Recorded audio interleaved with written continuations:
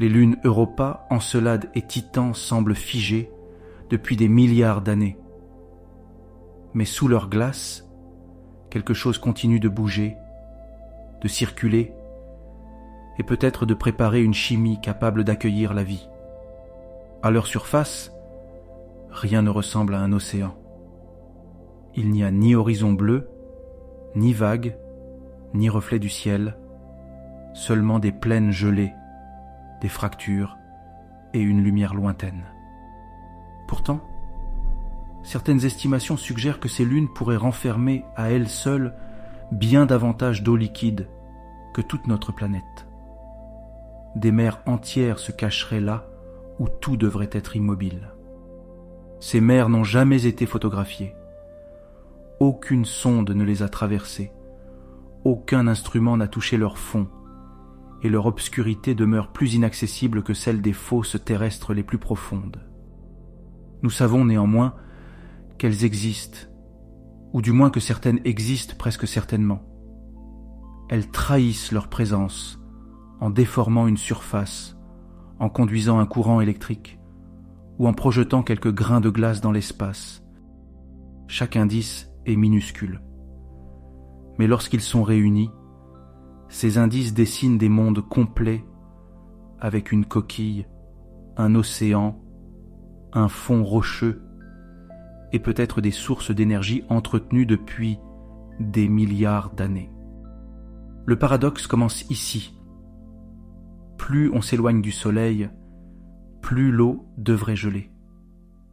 Pourtant, autour de Jupiter et de Saturne, la gravité semble avoir préservé des royaumes liquides sous des déserts de glace. Europa dissimule probablement un océan global sous une enveloppe dont nous commençons seulement à mesurer l'épaisseur. Encelade laisse une partie du sien s'échapper par de longues fractures ouvertes, près de son pôle sud. Titan, lui, recouvre sa glace de pluie, de rivières et de mer. Mais ces liquides ne sont pas de l'eau, et l'océan profond qu'on lui attribuait encore récemment est désormais sérieusement contesté. Ces trois lunes ne racontent donc pas trois fois la même histoire. Elles représentent trois manières différentes de chercher un milieu habitable et trois niveaux très différents de certitude. Elles nous obligent aussi à séparer des idées que l'imagination rapproche trop vite. Un océan n'est pas nécessairement habitable. Un milieu habitable n'est pas nécessairement habité. Une molécule organique n'est pas une preuve de vie. Pour comprendre ce qui se cache réellement sous ces surfaces, il faut apprendre à lire les messages que la glace laisse passer. Certains sont inscrits dans un champ magnétique, d'autres voyagent dans un panache. Et parfois, le message le plus important apparaît lorsque la science découvre qu'elle avait mal interprété un signal. Car ces océans invisibles ne nous enseignent pas seulement où chercher la vie. Ils nous enseignent comment connaître un monde que nous ne pouvons pas voir, comment distinguer une possibilité d'une preuve et jusqu'où une poignée de mesures peut éclairer une mer sans lumière. Sur Terre, l'eau liquide dépend largement de la chaleur reçue du Soleil. Trop près de notre étoile, elle s'évapore. Trop loin, elle se fige et devient une roche claire et silencieuse. Cette logique paraît condamner les lunes de Jupiter et de Saturne. À ces distances, la lumière solaire est faible, les surfaces plongent très loin sous zéro et l'eau exposée ne peut rester liquide. Mais une lune n'est pas seulement chauffée par la lumière. Elle peut aussi être malaxée par la gravité, comme un matériau que l'on plie sans cesse jusqu'à sentir sa température augmenter. Une orbite n'est jamais un cercle absolument parfait. Lorsqu'une lune suit une trajectoire légèrement allongée, sa distance à sa planète varie et l'attraction qu'elle subit change avec elle. À chaque révolution, son corps est un peu plus étiré, puis un peu relâché. Cette déformation touche la glace les couches profondes et parfois le noyau rocheux lui-même. Le mouvement est faible à chaque instant, mais il recommence durant des millions, puis des milliards d'orbites. Une partie de cette énergie mécanique se dissipe alors sous forme de chaleur. Cette chaleur porte un nom simple, le chauffage de marée. Il ne vient pas d'un feu caché, ni d'une lumière intérieure, mais du frottement et de la déformation continuellement imposée par la gravité. Europa bénéficie d'un mécanisme particulièrement régulier. Elle partage avec Io et Ganymède une danse orbitale dans laquelle les périodes des 3 lunes restent liées par des rapports précis. Pendant que Ganymède accomplit une orbite autour de Jupiter, Europa en accomplit 2 et Io en accomplit 4. Leur passage répété empêche progressivement leur trajectoire de devenir parfaitement circulaire. Europa reste donc légèrement déformée au fil de sa course. Jupiter la comprime, la relâche, puis recommence, maintenant une source de chaleur capable de contribuer à préserver son eau profonde. Autour de Saturne, Encelade entretient une relation comparable avec Dionée. Encelade effectue 2 révolutions pendant que Dionée en réalise une seule, et cette résonance maintient son orbite légèrement elliptique. Saturne tire alors plus fortement sur la petite Lune à certains moments de son parcours. Les fractures de sa région polaire s'ouvrent et se resserrent, tandis que son intérieur dissipe une partie de ce mouvement. La glace joue également un autre rôle. Elle ne fait pas que cacher l'océan. Elle l'isole du froid extérieur, comme une couverture minérale dont la surface peut rester glaciale, tandis que la base demeure plus chaude. Ainsi, un monde peut présenter une température de surface proche de moins 200 degrés Celsius et conserver, plusieurs kilomètres plus bas, une couche d'eau durablement liquide. Cette découverte a élargi la carte des lieux où la vie pourrait trouver refuge. La zone habitable autour d'une étoile demeure importante, mais elle ne contient plus toutes les possibilités. Un habitat peut exister sans journée, sans saison lumineuse et sans photosynthèse. Il doit alors tirer son énergie d'une autre différence, souvent chimique, entre des substances qui peuvent réagir ensemble. L'eau seule ne suffit pas. Elle offre un milieu où les molécules circulent et se rencontrent, mais un environnement vivant a également besoin de matière, d'énergie et d'une certaine stabilité dans le temps. Il faut des éléments comme du carbone, de l'hydrogène, de l'azote, mais aussi de l'oxygène, du phosphore et du soufre. Et il faut aussi des réactions capables de libérer une énergie qu'un métabolisme pourrait exploiter. Enfin, ces ingrédients doivent se trouver au même endroit. Un océan peut contenir de l'eau, tandis que les oxydants restent prisonniers de la surface et que les nutriments demeurent enfermés dans la roche. Toute l'enquête repose sur cette rencontre possible. La glace protège l'océan, mais elle peut aussi le couper des échanges qui rendraient sa chimie plus riche et plus durable. Avant de demander si une lune est habitée, il faut donc comprendre son architecture. Où se trouve l'eau, quelle chaleur la maintient, quels matériaux elle touche et par quel chemin ils peuvent circuler. Sur Europa, cette architecture n'a pas été révélée par une image. Elle est apparue dans la réponse presque imperceptible d'une lune glacée au gigantesque champ magnétique de Jupiter. Europa est légèrement plus petite que notre lune. De loin, elle ressemble à une sphère pâle parcourue de lignes brun-rouge, comme si une immense coquille avait été fissurée puis recousue. Sa surface compte peu de grands cratères. Cela signifie qu'elle a été renouvelée à l'échelle géologique, car les impacts anciens ont été effacés ou transformés par des mouvements plus récents. Les sondes voyageurs ont révélé cette jeunesse à la fin des années 1970. Et plus tard, Galiléo a observé Europa à plusieurs reprises depuis son orbite autour de Jupiter. Les images ont montré des doubles crêtes, de longues bandes courbes et des terrains chaotiques. Dans ces régions, des blocs de glace paraissent avoir tourné, dérivé, puis regelé dans une matrice plus jeune. Ces paysages évoquent une surface mobile, mais ils ne suffisent pas à prouver l'existence d'un océan global. Une couche de glace chaude et déformable pourrait produire certains reliefs sans mer continue en dessous. L'indice le plus puissant est venu d'un instrument qui ne regardait pas la surface. Le magnétomètre de Galiléo mesurait les variations du champ magnétique autour de la sonde. Europa ne génère pas un grand champ interne comme la Terre. Pourtant, lorsque le champ de Jupiter change autour d'elle, la Lune répond par un faible champ secondaire. Pour comprendre cette réponse, imaginez un conducteur placé dans un environnement magnétique variable. Le changement met en mouvement les charges électriques du conducteur et ces courants créent à leur tour leur propre champ. Le phénomène est appelé induction. Dans le cas d'Europa, il suggère qu'une couche conductrice entoure une grande partie de l'intérieur de la Lune sous sa surface isolante. La roche peut parfois conduire, et certains minéraux peuvent produire des signatures complexes. Mais l'explication qui correspond le mieux à l'ensemble des mesures est un océan global contenant des sels dissous.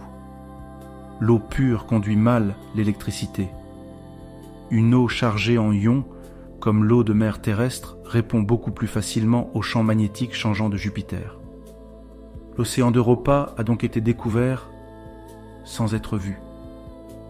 Il s'est signalé par la manière dont une couche invisible laisse circuler des charges électriques sous une croûte qui paraît parfaitement solide.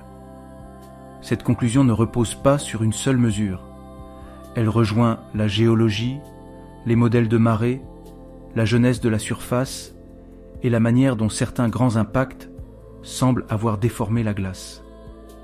Toutes ces traces deviennent plus faciles à expliquer si la coquille externe peut glisser, se fracturer et se réorganiser au-dessus d'une couche liquide globale. Les modèles indiquent que cette eau pourrait former une enveloppe profonde autour d'un intérieur rocheux. Son volume total atteindrait environ 2 fois celui de tous les océans de la Terre réunis. Ce chiffre ne signifie pas qu'une seconde Terre se cache sous la glace. Il décrit un volume, pas un paysage familier. Cette mer serait noire, comprimée et entièrement séparée du ciel. Sa profondeur pourrait atteindre plusieurs dizaines de kilomètres et peut-être davantage.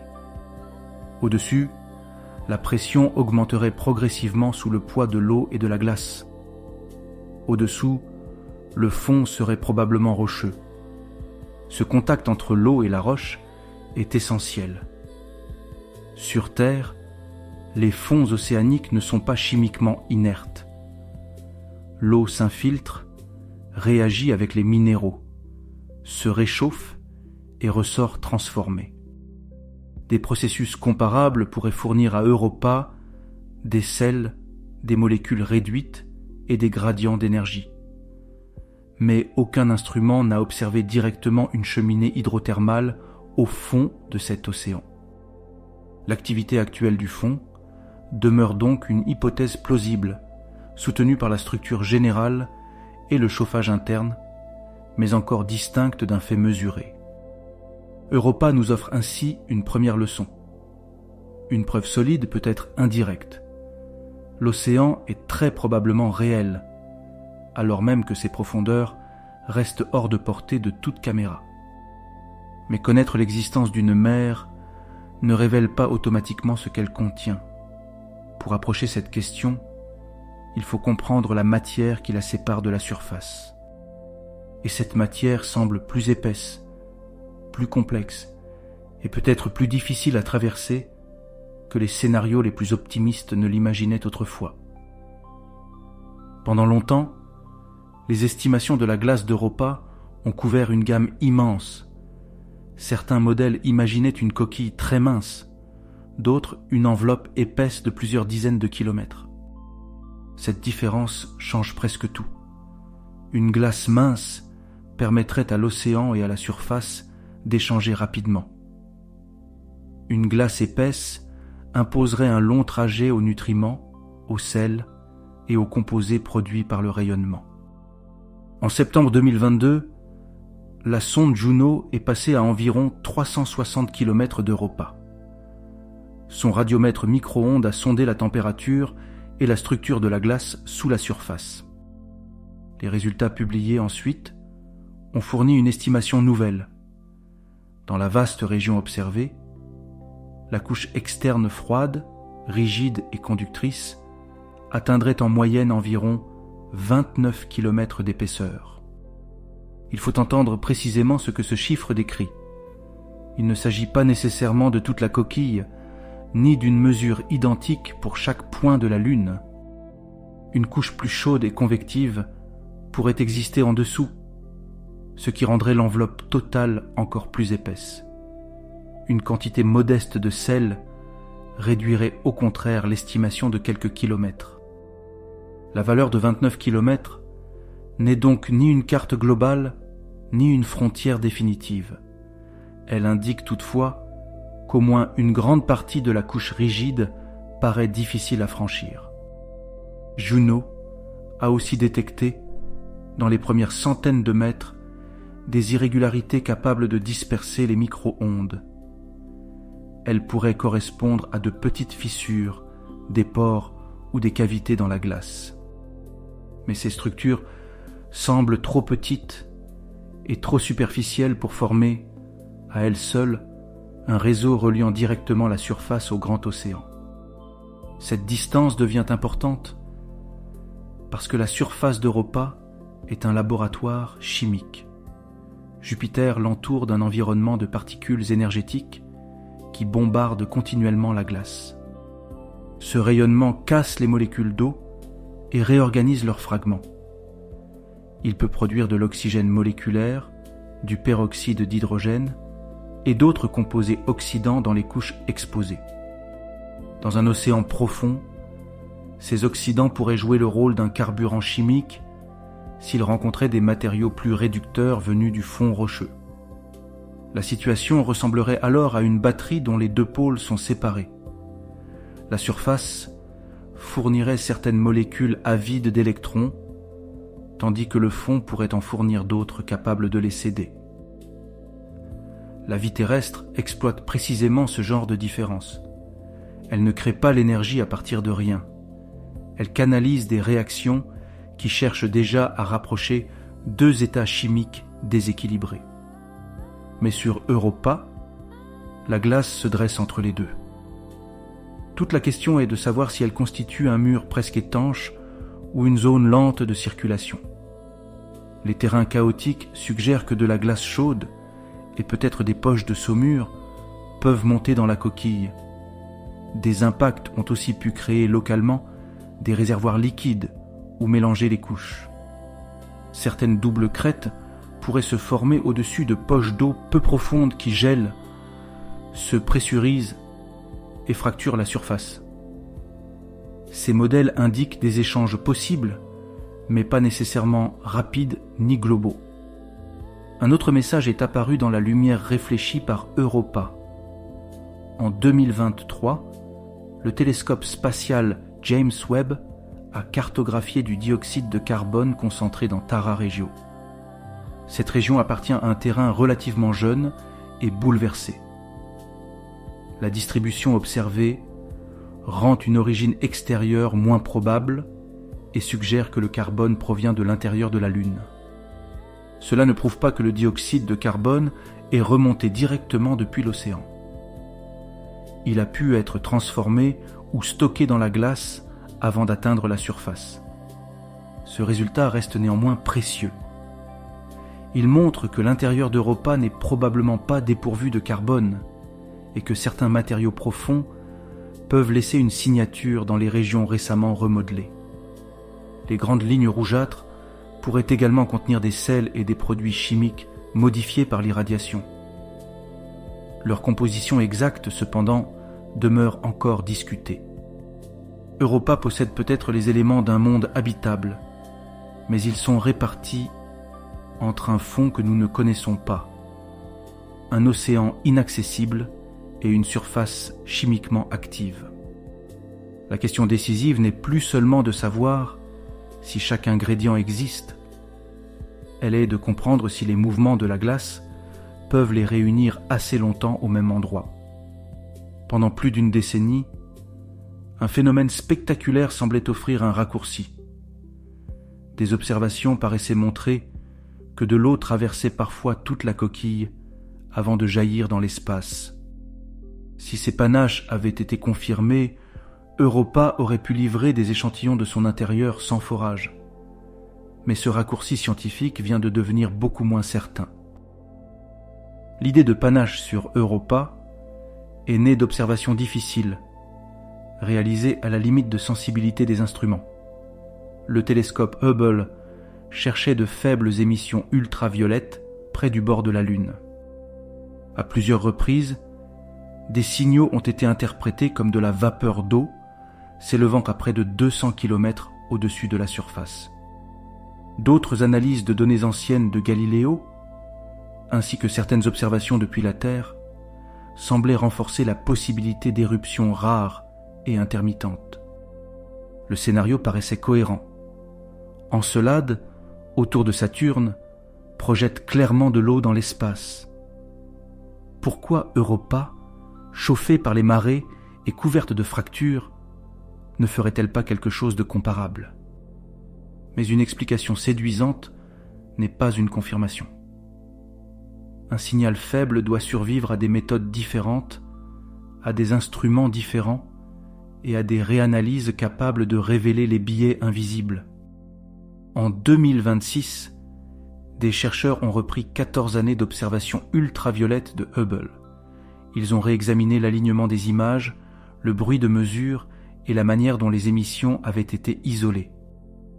La confiance accordée aux détections historiques a alors nettement diminué. Certains signaux peuvent provenir d'un décalage infime entre les images plutôt que d'une colonne réelle de vapeur. Les panaches d'Europa ne sont pas devenus impossibles. Ils peuvent être faibles, localisés et très irréguliers. Mais les données disponibles ne permettent plus de les présenter comme un phénomène établi. Cette correction ne fait pas disparaître l'océan. Le champ magnétique induit, la géologie et les modèles de marée restent indépendants des observations de vapeur. Elles modifient plutôt notre accès à cet océan. Europa redevient un monde fermé, dont les messages doivent être lus dans la glace, le magnétisme et les particules arrachées à sa surface. La science avance parfois de cette manière. Une hypothèse recule, tandis que les fondations plus solides demeurent. Ce retrait ne constitue pas un échec, mais une meilleure hiérarchie des preuves. Une sonde est déjà en route pour approfondir cette hiérarchie. Europa Clipper a quitté la Terre le 14 octobre 2024 et doit atteindre Jupiter en avril 2030. Elle ne se placera pas en orbite autour d'Europa, car l'environnement radiatif proche de la Lune endommagerait trop rapidement ces systèmes. Elle suivra une vaste orbite autour de Jupiter. Cette trajectoire lui permettra de survoler Europa 49 fois, en passant au-dessus de régions différentes et parfois à environ 25 km seulement de la surface. Ces instruments cartographieront les matériaux, mesureront les températures, sonderont la glace et observeront la réponse gravitationnelle et magnétique de la Lune. Un radar cherchera des structures internes et d'éventuelles poches d'eau. Un magnétomètre affinera les propriétés de l'océan. Des spectromètres étudieront les sels, les glaces et les molécules présentes à la surface. Si une activité éruptive existe au moment d'un passage, Clipper pourra rechercher ses signatures. Mais la mission n'a pas besoin d'un panache pour remplir ses objectifs principaux. Elle n'est pas conçue pour annoncer la découverte d'une forme de vie. Son but est plus fondamental. Déterminer si certains environnements sous la surface réunissent des conditions compatibles avec la vie. L'Agence spatiale européenne poursuit une enquête complémentaire avec JUICE. Lancée en avril 2023, la sonde doit atteindre Jupiter en juillet 2031. JUICE étudiera l'ensemble du système jovien et réalisera 2 survols d'Europa avant de concentrer sa mission sur Ganymède. Elle aussi cherchera des habitats possibles sans être un détecteur direct de vie. Europa reste donc une promesse enfermée. Nous possédons des indices puissants sur son eau et son architecture, mais presque aucun échantillon certain de ce qui circule dans ses profondeurs. Autour de Saturne, une lune beaucoup plus petite a résolu ce problème d'une manière inattendue. Elle n'a pas attendu qu'une machine traverse sa glace. Elle a ouvert des fractures dans son propre couvercle et envoyé une partie de son océan à la rencontre de nos instruments. Encelade pourrait tenir presque entièrement entre les frontières d'un grand pays. Son diamètre atteint environ 500 km et sa gravité est trop faible pour retenir durablement une atmosphère épaisse. Sa surface est la plus réfléchissante du système solaire. Elle renvoie presque toute la lumière reçue et reste, en moyenne, proche de moins 200 degrés Celsius. Rien dans cette apparence n'évoque un monde actif. Avant Cassini, Encelade semblait surtout remarquable parce qu'elle se déplaçait au cœur de l'anneau E, une vaste nappe diffuse de particules glacées. En février 2025, le magnétomètre de la sonde Cassini a détecté une perturbation inattendue près de la Lune. Quelque chose déviait le plasma et le champ magnétique de Saturne. Cette perturbation suggérait la présence de gaz, peut-être libérés par la surface ou l'intérieur. Les responsables de la mission ont alors décidé d'approcher Encelade de beaucoup plus près. Quelques mois plus tard, les images du pôle sud ont révélé un paysage presque dépourvu de cratères, couvert de blocs et traversé par 4 fractures immenses. Ces fractures mesurent environ 135 km de long. Leur aspect parallèle leur a valu le nom de rayures de tigre, bien qu'elles soient des crevasses dans une croûte de glace. Les capteurs infrarouges ont montré qu'elles étaient plus chaudes que les terrains environnants.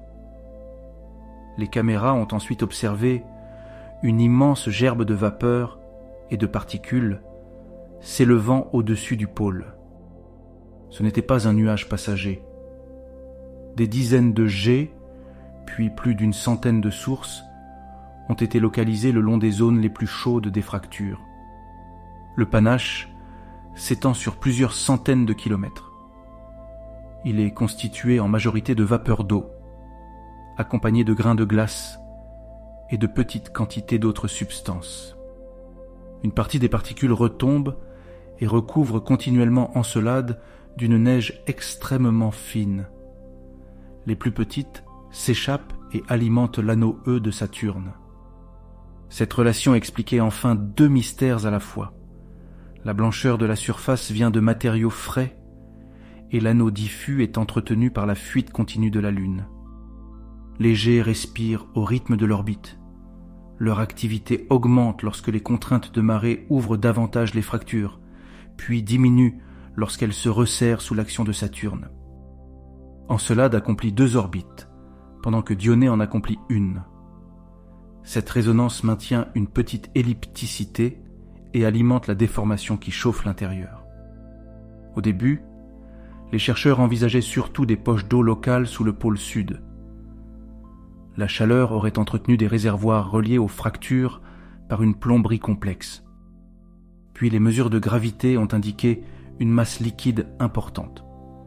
Un autre indice est venu du très léger balancement d'Encelade pendant sa rotation, appelé libration. Si la coquille avait été soudée au noyau, ce balancement aurait été beaucoup plus faible. L'amplitude observée indique que la couche externe glisse au-dessus d'un liquide global. En 2015, le portrait est devenu cohérent. Un océan salé entoure le noyau rocheux, tandis qu'une coquille de glace plus mince dans la région australe permet au panache de s'échapper. L'épaisseur exacte varie selon les régions et les modèles. Le point essentiel est que l'eau profonde communique avec le pôle actif et que les fractures conduisent une partie de sa matière vers l'espace. Cassini a traversé ce panache à plusieurs reprises.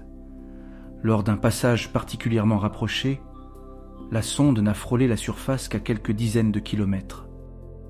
À grande vitesse, des grains de glace ont frappé son analyseur de poussière. Les gaz sont entrés dans un spectromètre capable de séparer les molécules selon leur masse. Ces instruments n'avaient pas été conçus comme un laboratoire dédié à un océan extraterrestre. Cassini avait été lancée avant même que les panaches d'Encelade soient connus. Pourtant, elle venait d'accomplir quelque chose d'unique. Jusqu'ici, un océan caché se révélait par les effets qu'il produisait sur sa lune. À cet instant, il ne se réduisait plus à une déformation ou à une équation.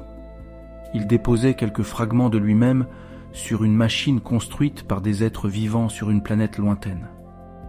Le protagoniste invisible de cette histoire venait enfin de prendre une forme tangible.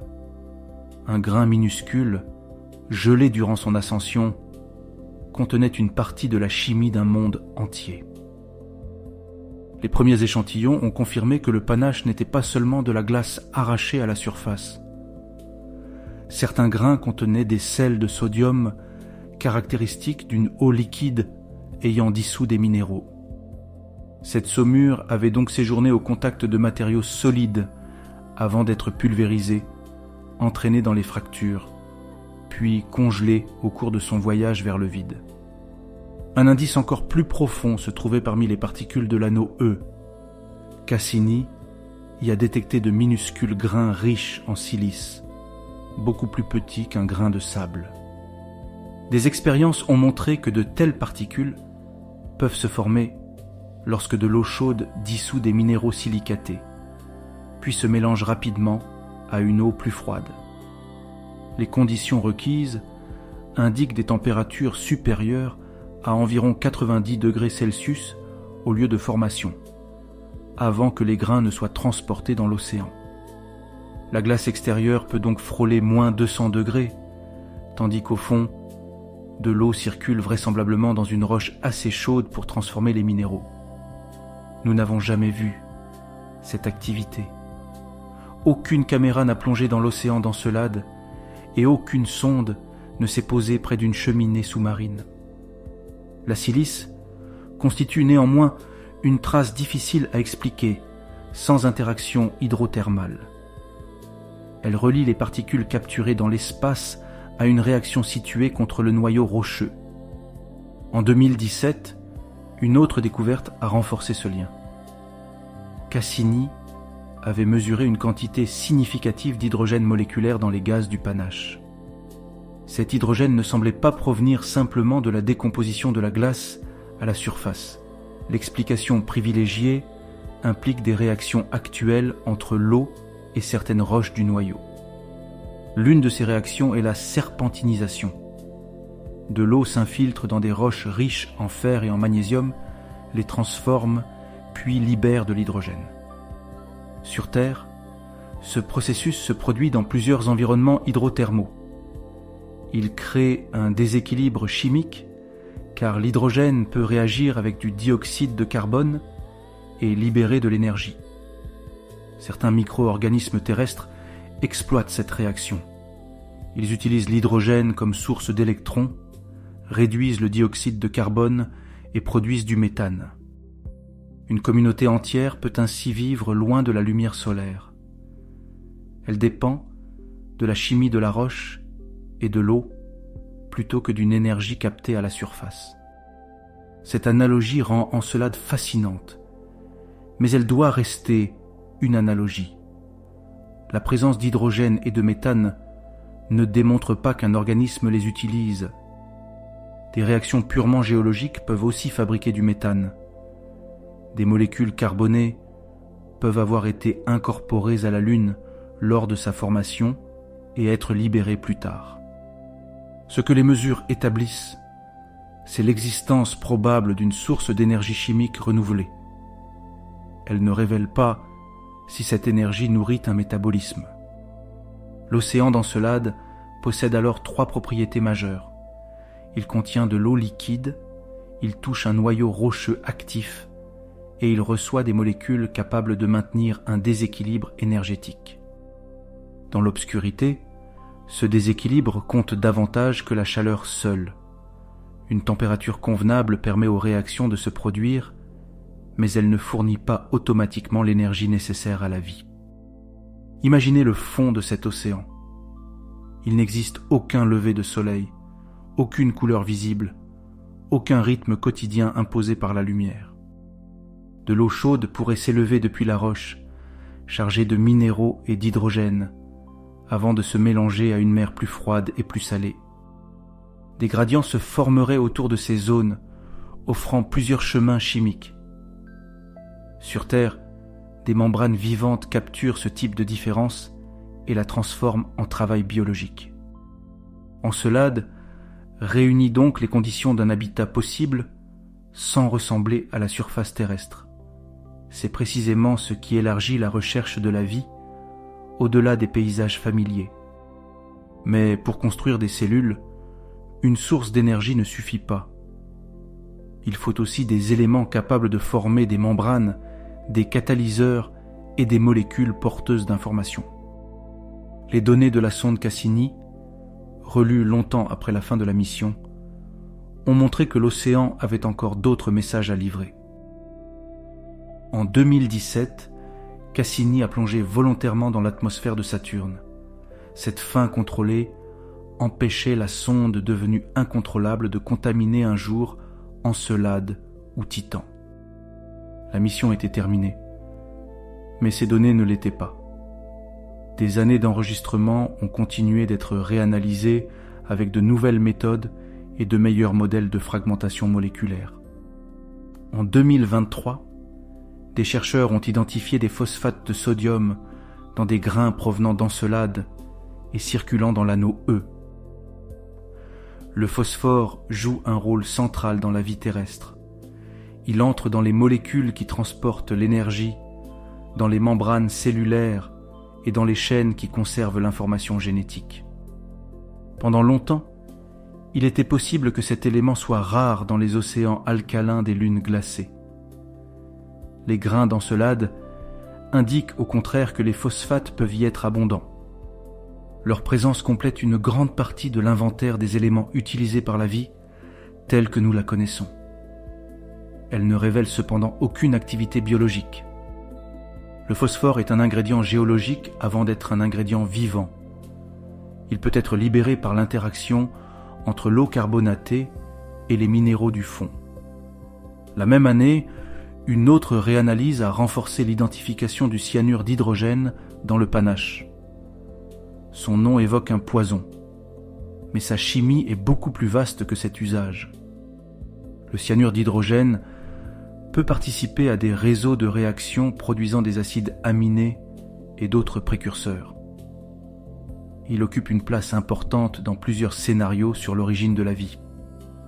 Les chercheurs ont également identifié diverses molécules organiques susceptibles d'alimenter plusieurs réactions libérant de l'énergie. Le nombre de voies chimiques possibles semblait plus grand qu'on ne le pensait. Puis, en 2025, des grains collectés très près de la surface ont fourni un regard plus frais sur l'océan. Ces particules avaient été éjectées peu avant leur rencontre avec Cassini. Elles avaient donc passé beaucoup moins de temps dans l'anneau E, exposées au rayonnement et aux collisions. L'analyse a confirmé des familles organiques déjà reconnues et en a révélé d'autres, contenant notamment des structures aromatiques ainsi que des groupes liés à l'oxygène ou à l'azote. Cette diversité montre que l'intérieur d'Encelade entretient une chimie du carbone complexe.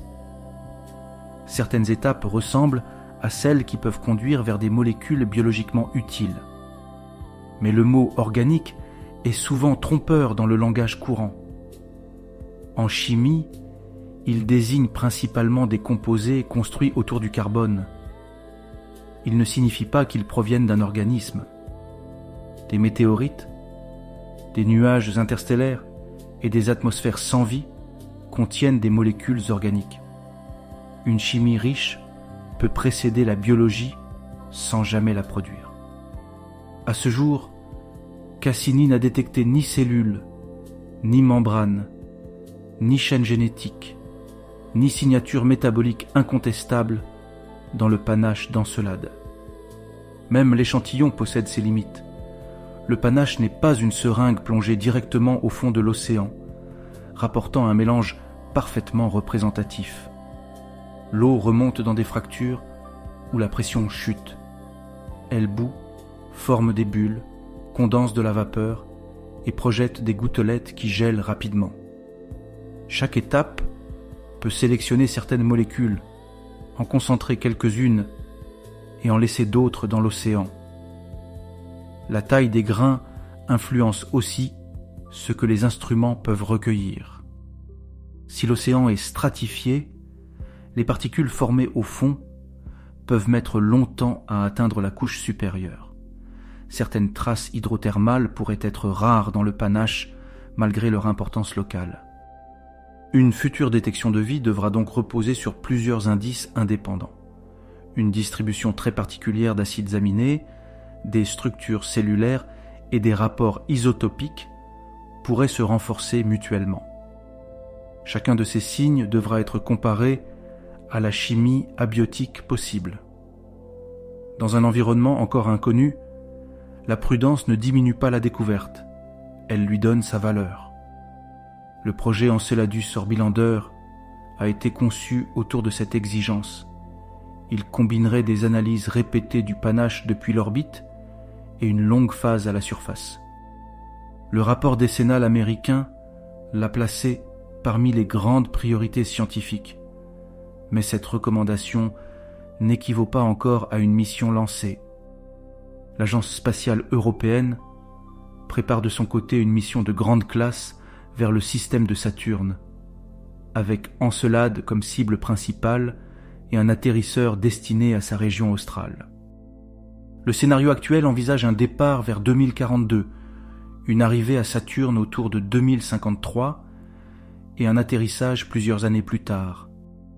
Ces dates appartiennent encore à un programme en développement. Elles montrent surtout l'échelle de patience nécessaire pour poser sur Encelade un laboratoire capable d'examiner ces neiges océaniques. Encelade représente aujourd'hui notre accès le plus direct à une mer extraterrestre.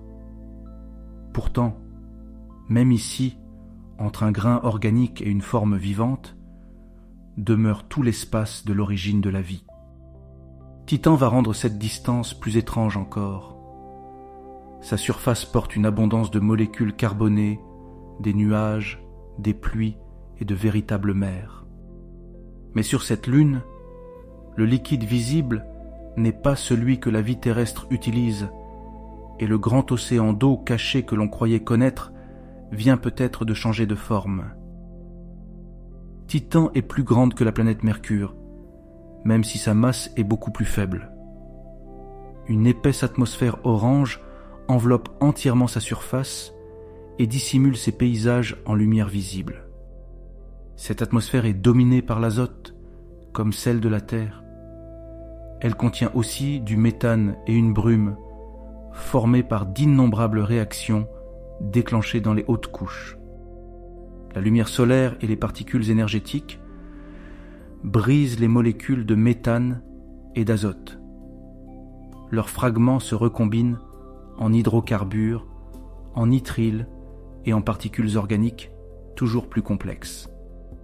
Ces particules forment le voile orangé, puis descendent lentement. Elles s'accumulent au sol, où les vents les organisent en vastes champs de dunes sombres. La pression à la surface atteint environ 1,5 fois celle que nous connaissons au niveau de la mer. L'air est dense, mais la température avoisine moins 179 degrés Celsius. Dans ce froid, l'eau est aussi solide que la roche. Elle forme le socle, les galets et peut-être une partie des montagnes. Le méthane et l'éthane, eux, peuvent rester liquides. Titan possède ainsi des nuages, des pluies, des rivières, des lacs et des mers. Aucun autre monde connu, en dehors de la Terre, ne présente un cycle liquide de surface aussi complet. Le vocabulaire est familier, mais le paysage est inversé. Sur Terre, l'eau coule sur la roche. Sur Titan, des hydrocarbures coulent sur un sol largement composé de glace d'eau. Près du pôle Nord, les mers Kraken Mare, Ligeia Mare et Punga Mare remplissent de grandes dépressions. Leurs rivages, leurs affluents et leurs détroits rappellent parfois des côtes terrestres vues par radar. Ces mers ne sont pas uniformes. Leurs proportions de méthane et d'éthane varient. Des courants peuvent circuler près des embouchures et des dépôts organiques s'accumulent probablement sur leur fond. Le méthane s'évapore, se condense et retombe en pluie.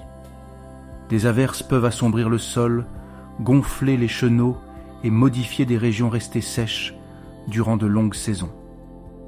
La ressemblance avec notre planète est donc réelle dans les formes et les cycles. Elle ne doit pourtant pas masquer l'écart chimique immense entre ces environnements. Le 14 janvier 2005, la sonde Huygens a pénétré dans cette atmosphère.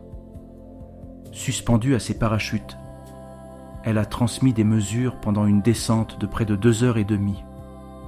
À mesure que la brume s'éclaircissait, ses caméras ont découvert des collines, des réseaux de drainage et des chenaux façonnés par des écoulements récents ou anciens. Huygens s'est posé sur un terrain meuble, comparable à un sable humide. Autour d'elle reposaient des galets arrondis de glace d'eau, comme des pierres façonnées par un liquide. La chaleur de la sonde a fait évaporer du méthane présent dans le sol. Pendant un peu plus d'1 heure, Huygens a continué d'émettre depuis ce paysage lointain. C'était le premier atterrissage réussi dans le système solaire externe. Pour la première fois, une machine humaine se trouvait sous le ciel d'une lune dotée de pluie et de rivières. Titan est aussi un laboratoire de chimie prébiotique. Son atmosphère fabrique continuellement des molécules que la Terre primitive a pu produire par d'autres chemins. Le terme prébiotique désigne une chimie susceptible de précéder la biologie. Il ne signifie pas que la vie est sur le point d'apparaître, ni qu'elle a déjà franchi cette étape. À la surface actuelle, l'eau liquide ordinaire ne peut persister. Les réactions qui en dépendent sont ralenties ou empêchées, tandis que les molécules organiques s'accumulent dans le froid. Des formes de vie utilisant directement le méthane liquide ont été imaginées. Elles pourraient employer des membranes différentes et une chimie très lente, adaptée à ces températures. Mais cette possibilité reste hautement spéculative. Nous ne connaissons aucun organisme capable de vivre sans eau liquide, et aucune biosignature n'a été découverte dans les mers de Titan. L'intérêt le plus solide de la surface réside donc dans l'étude de la complexité avant la vie. Titan conserve peut-être des étapes chimiques qui ont été effacées depuis longtemps sur notre planète active. Une source d'eau peut néanmoins apparaître temporairement. Lorsqu'un grand astéroïde frappe la surface, l'énergie de l'impact fait fondre la glace et crée une poche liquide sous le cratère. Les dépôts organiques peuvent alors se mélanger à l'eau pendant des milliers d'années, peut-être davantage selon la taille du bassin et la quantité d'antigel naturel. Le cratère Selk représente l'un de ces lieux. C'est vers cette région que Dragonfly doit progresser après avoir commencé son exploration dans des terrains de dunes. Dragonfly sera un laboratoire volant à 8 rotors.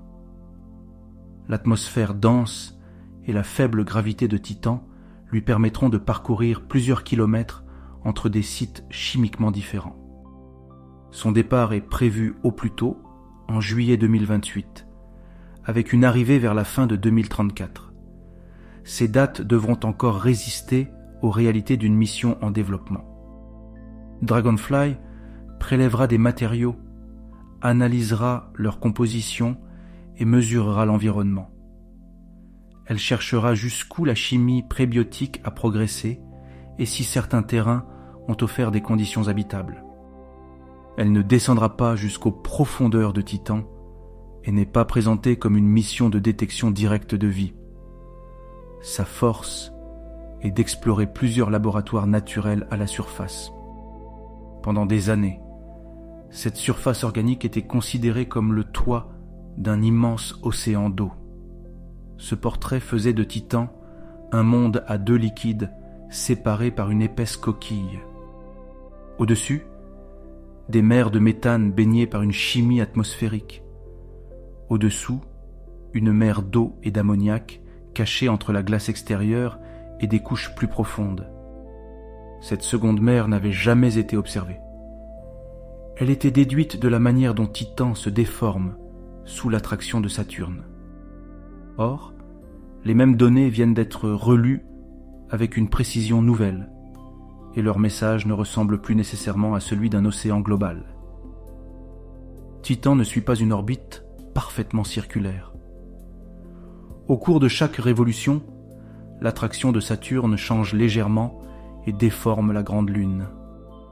Depuis la Terre, le réseau d'antennes du Deep Space Network suivait les signaux radio de Cassini pendant ses passages près de Titan. Une accélération minuscule de la sonde modifiait la fréquence reçue. En analysant cet effet Doppler, les équipes pouvaient reconstruire le champ de gravité et la réponse de Titan aux marées. Les premières analyses ont montré une déformation importante. Une coquille solide entièrement attachée à l'intérieur aurait été plus rigide. Un océan global semblait permettre à la surface de bouger davantage. Cette interprétation est devenue le modèle dominant. Sous une croûte d'eau gelée, se serait étendue une couche liquide, peut-être enrichie en sel et en ammoniac. La grande taille de Titan compliquait déjà ce portrait. À des centaines de kilomètres de profondeur, la pression transforme l'eau gelée en différentes phases de glace, plus denses que la glace ordinaire. Même avec un océan, des couches de glace à haute pression auraient pu le séparer du noyau rocheux. Cette séparation limiterait les échanges minéraux qui rendent Europa et Encelade intéressantes. En décembre 2025, une nouvelle analyse a ajouté une difficulté plus profonde. Elle a repris les données radio de 10 survols de Cassini en réduisant certaines sources de bruit. Les chercheurs ont étudié non seulement l'amplitude de la déformation, mais aussi le retard entre la force exercée par Saturne et la réponse de la Lune. Un océan liquide se déforme facilement et dissipe relativement peu d'énergie. Une matière visqueuse répond plus lentement et transforme davantage de mouvement en chaleur. Le retard mesuré suggère une dissipation beaucoup plus forte que celle attendue pour une coquille flottant simplement sur une mer globale. Selon le nouveau modèle, l'intérieur de Titan serait dominé par une hydrosphère très épaisse de glace à haute pression, proche de son point de fusion. Cette glace ne serait pas parfaitement rigide.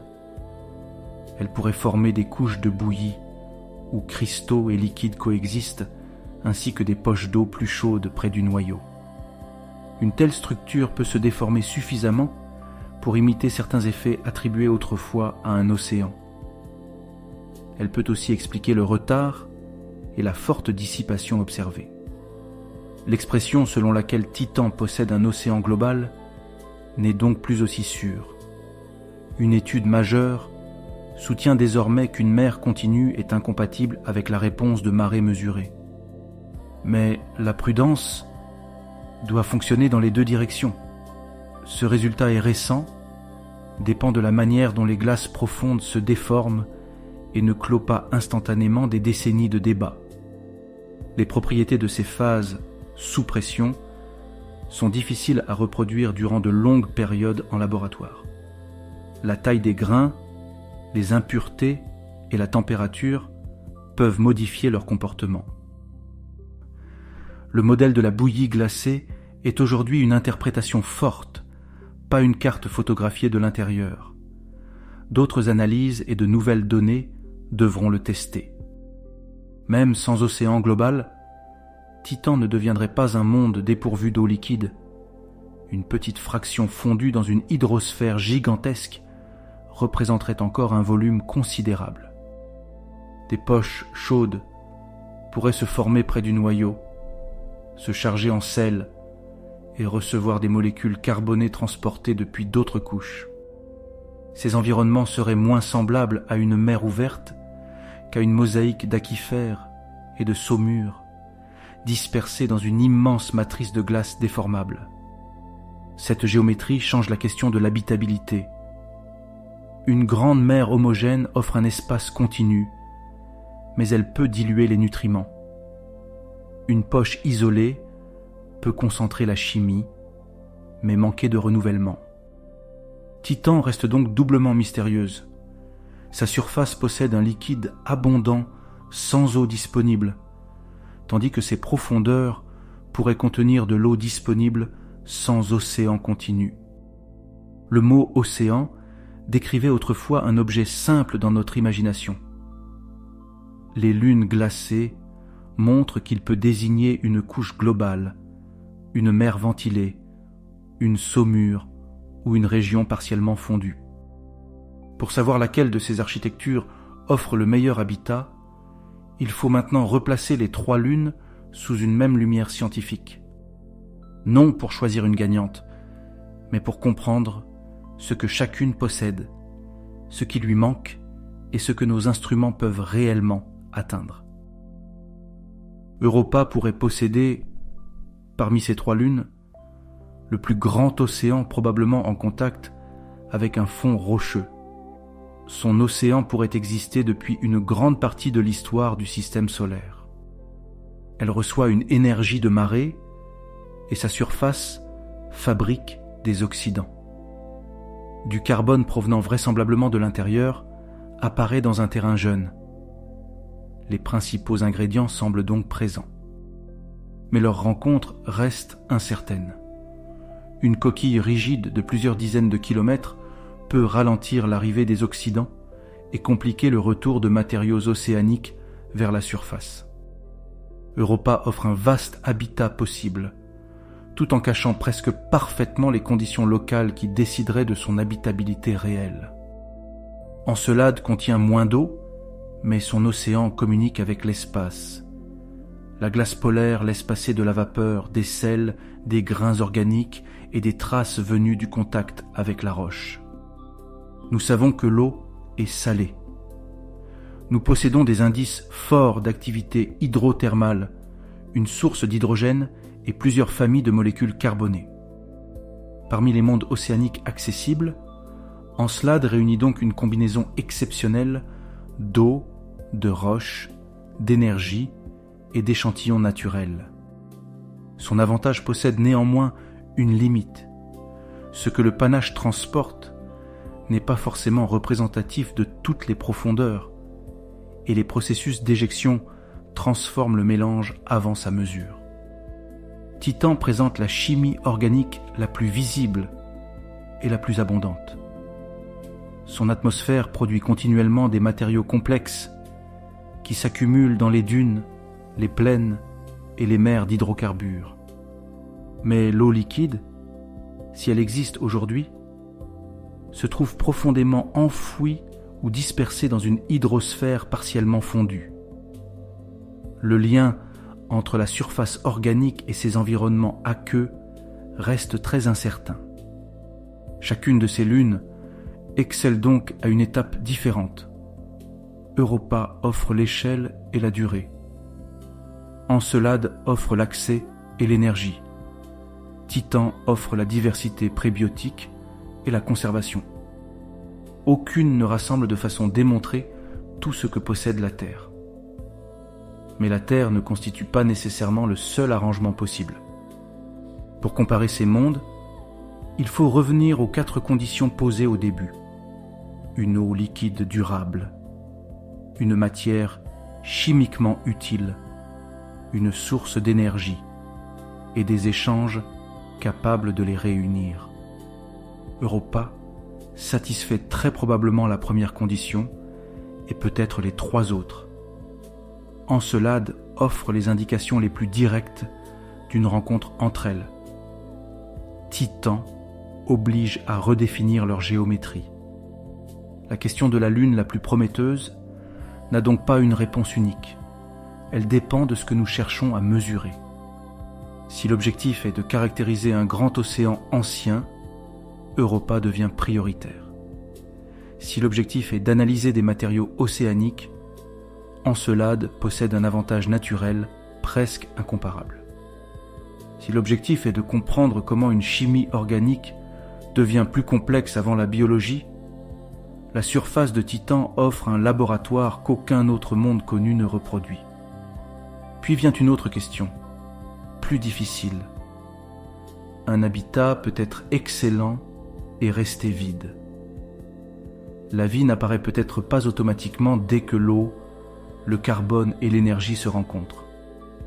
Nous ne savons pas si l'origine de la vie est une conséquence fréquente de la chimie ou un événement extrêmement rare. Ces lunes pourraient aider à distinguer les 2 possibilités. Découvrir 2 genèses indépendantes dans un même système planétaire suggérerait que la vie émerge facilement.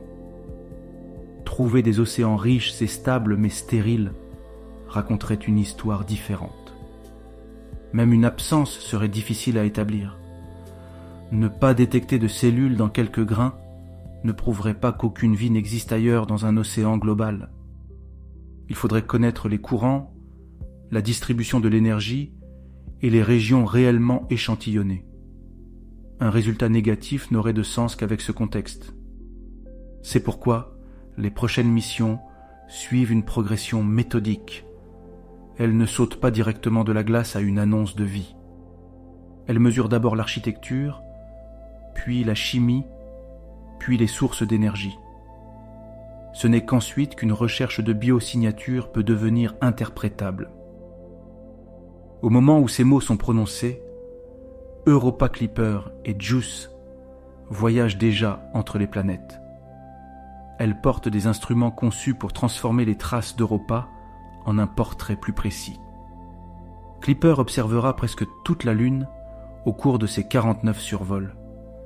Chaque passage associera plusieurs mesures afin de relier un relief à une composition, une température et une structure profonde. Son radar enverra des ondes dans la glace et écoutera leurs échos. Certaines interfaces réfléchiront le signal, révélant peut-être des couches, des poches de saumure ou la proximité de l'océan.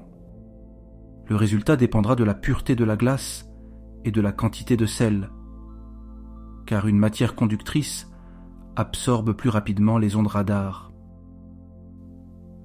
Le magnétomètre mesurera la réponse d'Europa au champ jovien avec une précision bien supérieure à celle de Galiléo. Des mesures gravitationnelles aideront à contraindre la profondeur et la distribution des couches. Des spectromètres cartographieront les matériaux de surface et chercheront leur lien avec les terrains jeunes.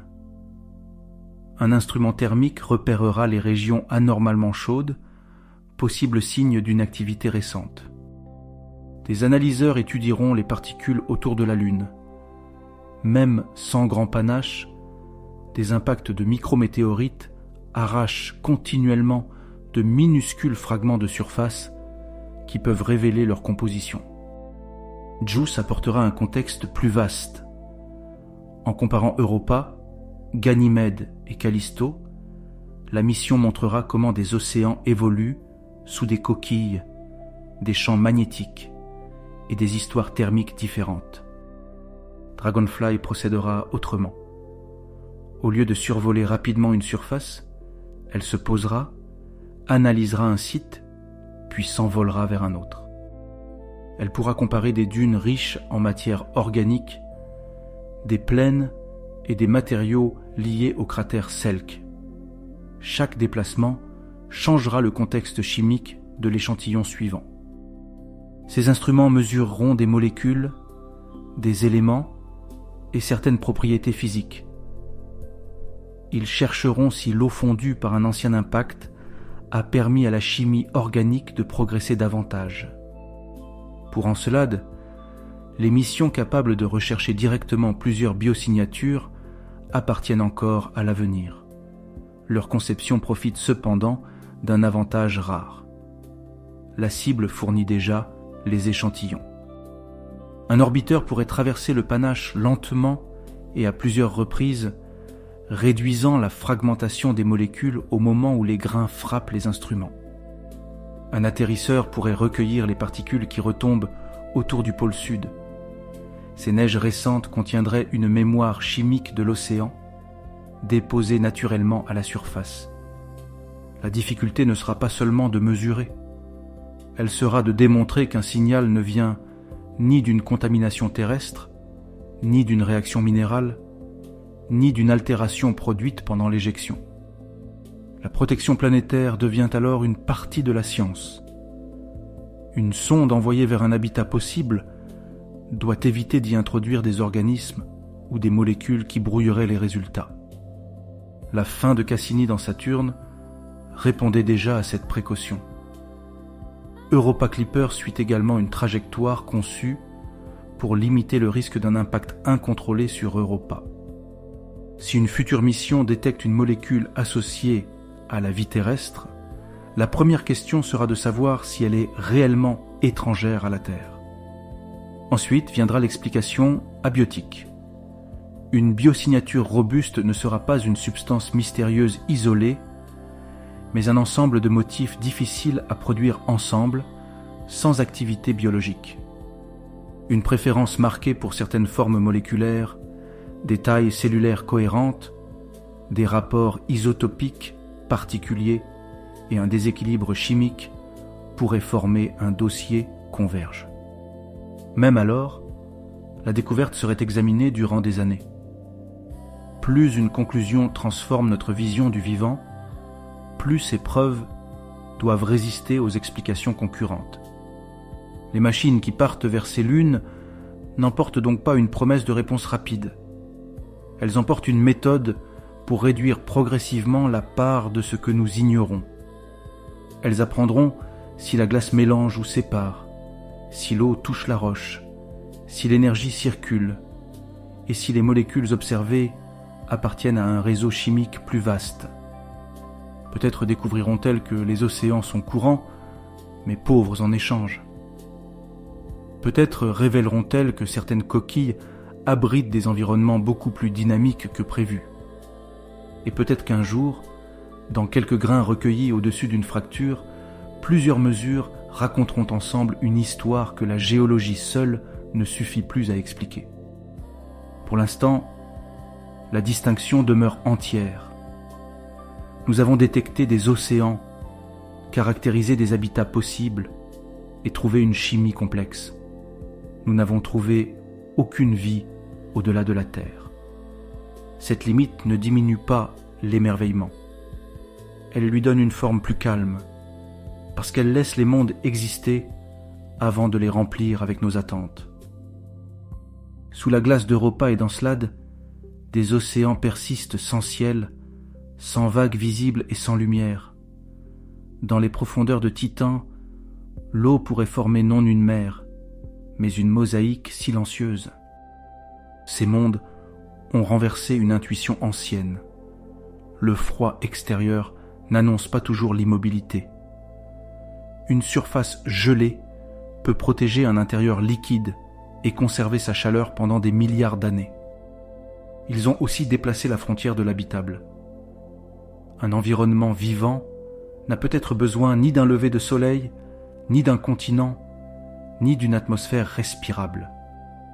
Il peut lui suffire d'une eau durable, d'une roche réactive, de quelques éléments et d'un déséquilibre chimique que la matière apprendrait à exploiter. Mais la même enquête nous enseigne la retenue. Europa possède un océan très probable, pas une biosphère démontrée.